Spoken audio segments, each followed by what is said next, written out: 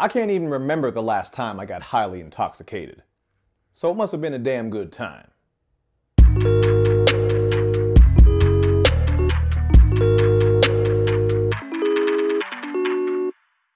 What's up, everybody? It's Luke James, not the singer.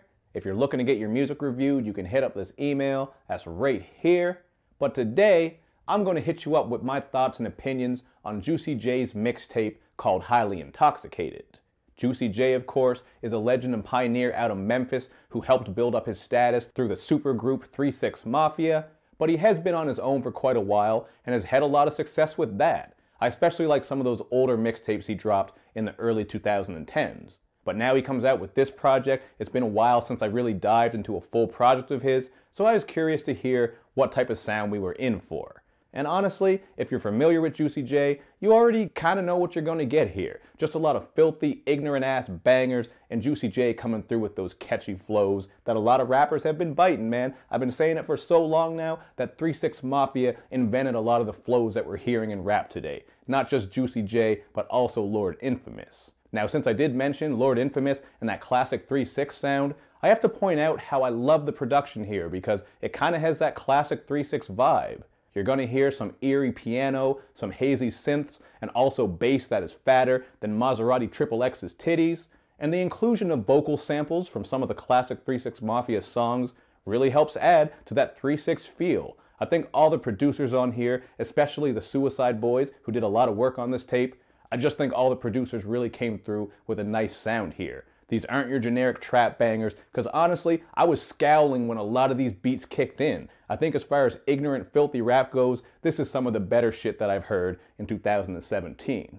I especially like that Black Ops 2 sample on That Ain't You, a very aggressive and threatening track where Juicy J is calling out the frauds. And you do get the same type of content on the song called That's What I Thought. This is another evil-ass banger that makes you just want to smack the shit out of somebody.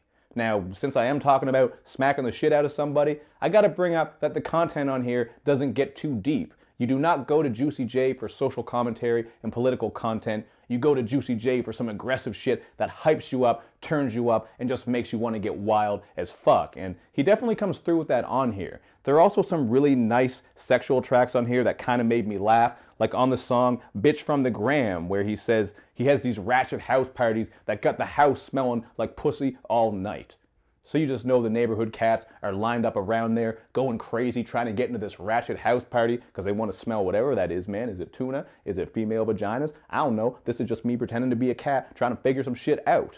Then with the song Freaky, we get another aggressive banger where pussies are popping like zits and money is being thrown in the air without a care. This is really just a hard-ass banger. I could say that about pretty much every track on here, but this was one of the ones that really stuck out to me. In part due to the features, because A$AP Rocky snapped on here, I thought, and I also thought that the Suicide Boys sounded right at home on this beat. They actually did a lot of the production. I forget if I mentioned that already in this review, but I gotta shout them out because they did a good job of keeping that eerie sound that 3 6 Mafia is known for. They sort of gave us that vintage sound while also giving us a new twist.